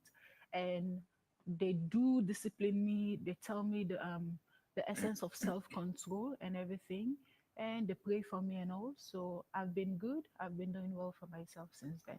You've made a journey from when we first met at the AYV Miss University, which you just reminded me, to winning, Miss Freetown, which is perhaps much more bigger. How was the journey like, or how's it been for you, generally? I mean, particularly with the competitions, the previous and this one. AYV Miss University was an eye-opening position for me. I didn't win, regardless. I didn't take it to mind. I was like, okay, this is my own lesson learned. I need to work on this and this and this. So AYV Miss University was, I feel like it was a stepping stone that motivated me for Miss Freetown, because I was like, after AYV Miss University, I'll think of probably I'll directly go for Miss Sierra Leone, or maybe I'll just continue with my academics and everything. So if I were to compare the two, I'm extremely grateful for both because they gave me a platform and everything. But me winning Miss Freetown, I feel like me winning Miss Freetown and me not winning Miss University, it's something I haven't regretted, because assuming I had won Miss AYV University, I wouldn't have won Miss Freetown, and I wouldn't have been given an opportunity to represent my city at the Miss Sierra Leone pageantry. So both were good, but Miss Freetown definitely is on top of position. During your platform presentation for the Miss Freetown competition, what particular platform did you campaign on? What was your main idea? I've been extremely consistent when it comes to climate change. Okay. To an extent, even my little project I've been writing, it has purely been on climate change. So I remember the first time me choosing the topic of climate change. It started as it's more like a position wherein I was like, let me just choose this topic more like to go and present, and from there I'm done with it.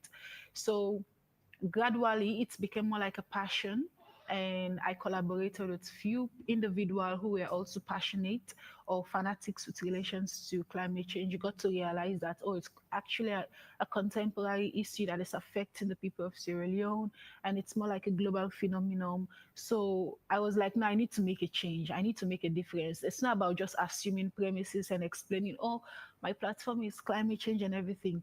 I need to be a queen with purpose. So from there, it became a habit, and as to speak, even if I were to go for Miss Sierra Leone or Miss World or even Miss Universe, climate change would definitely be my platform, because I feel like I relate to it and my people relate with it, and it's something that needs to be mitigated. You've won. The adage says, uneasy lies the head that bears the crown.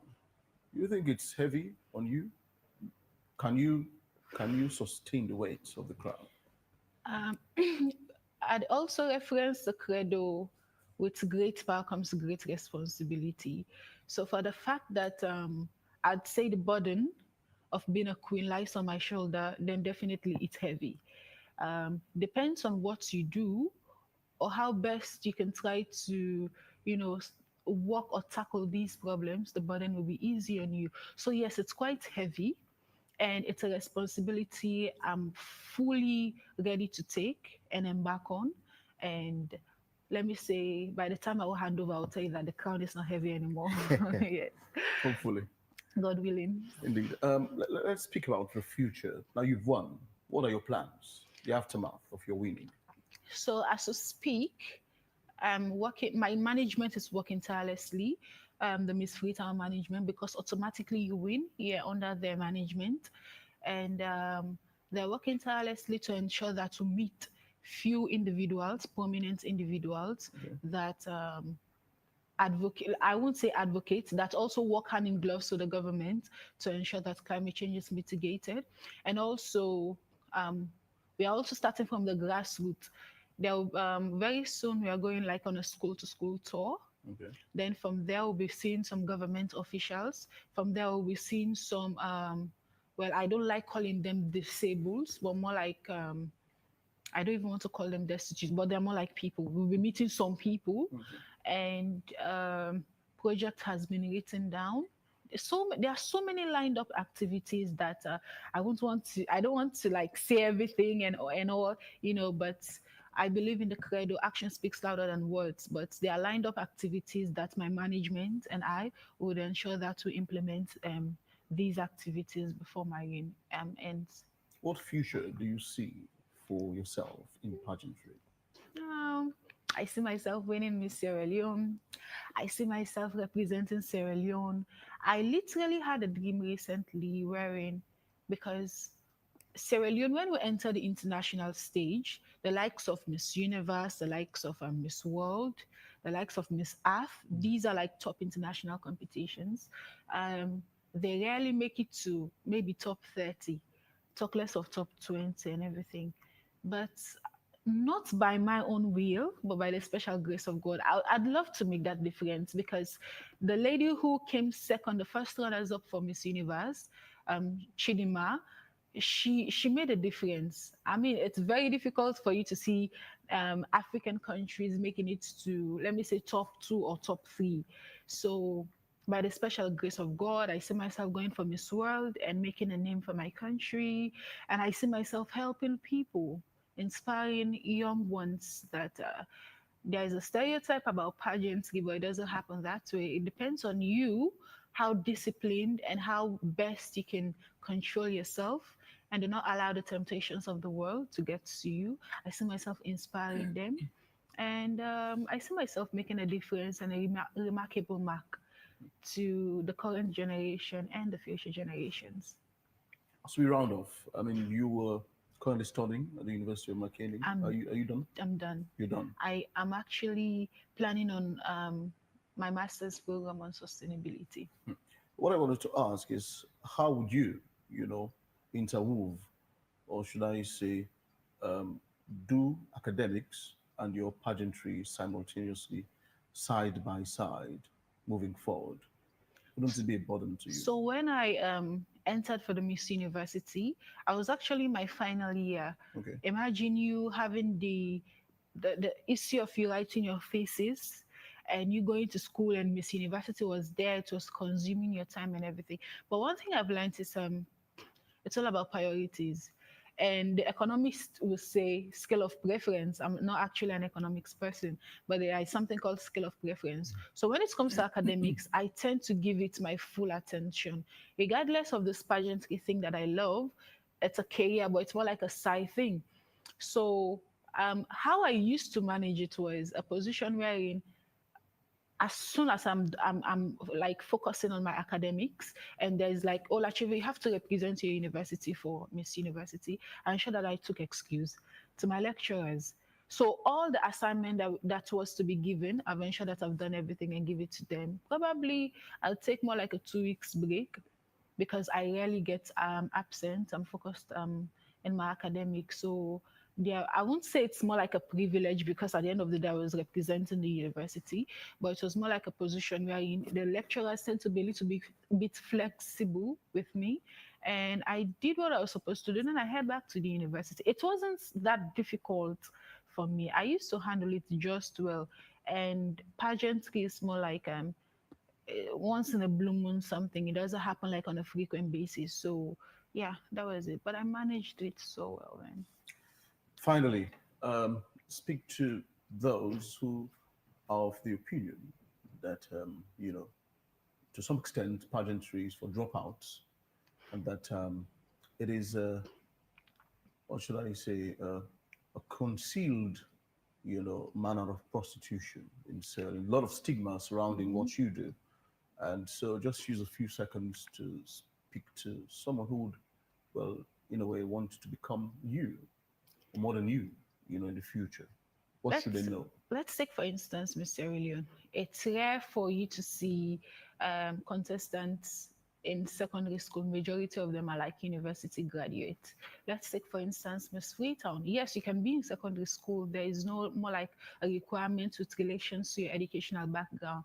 But all of us that participated in the competition were like university students. So what I'm trying to say is that you don't necessarily have to be, let me say, a PhD holder or a master's holder, as long as you're focused and you go to school, because gone are the days wherein competition would be more like entertainment. Now it's more like edutainment, a blend of entertainment and that of education. So with regards to the stereotype that surrounds it, in my own opinion, I beg to differ because I haven't been a victim of such. Yet we see competitions in Sierra Leone where they themselves, they are trying to change those stereotypes. And I was fortunate to find myself around people who, there is nothing like that. So if you were to enter a competition, ensure that you find a competition that is very much credible, ensure you do your research and everything. Then from there, leave everything to God, ensure you go to school, ensure you pray, and the best is wished for you. So the stereotype that surrounds it, I mean, I won't totally disagree, but I haven't been a victim. And the same can apply for you. It takes discipline and self-control, and you'll be fine at the end of the day. Thank you. Dr. Davis, thank you so much indeed for joining us this morning. She's the recent winner of the Miss Freetown Pageantry 2024, and she has just been speaking about her plans for the future and how heavy or light the crown is on her head. With her few words this morning is where I would like to end the program today for this week. Wake Up Sierra Leone. We say thank you very much indeed to the sponsors, Local Commercial Bank, for their support, and all of the other, advertisers who've been doing business with us, and also to our cherished audiences across the world. We do appreciate your time and gesture, waking up every morning to watch this program. It is a privilege, as I say always, that we do not take for granted. My name is Victor Jones, and I would entreat you to stay glued to the Africa Young Voices television for more programs. We're broadcasting on DSTV, channel 399. Our local channel is channel 33. For those of you who have radio sets, you could also listen to us on radio on frequency modulation 101.7. Until we meet again next week for another exclusive edition of the program, do take care of yourselves and do have a splendid weekend. Goodbye.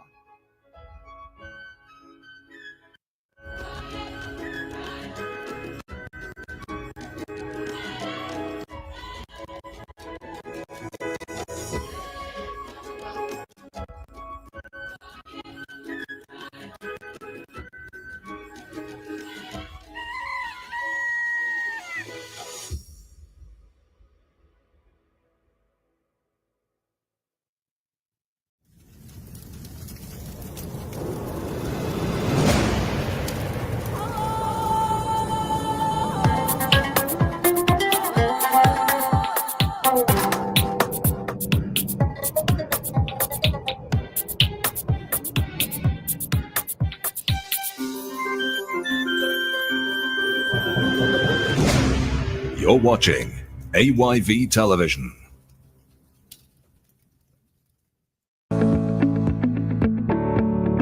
AA Enterprises Limited are the leading producer of locally produced furniture and importer of high-quality home and office furniture such as bedroom set, dining room set, sitting room set, window curtains, and carpet. They also have center tables, office executive desk, high-quality executive and orthopedic chairs, high-quality orthopedic mattresses, different sizes of fireproof safes, and office furniture. AA Enterprise are dealers in all sizes of generator starting from 2 kVA up to 2,500 kVA.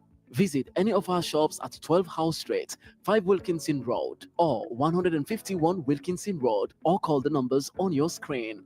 AA Enterprises Limited, the leading producer of locally produced furniture and importer of high-quality home and office furniture.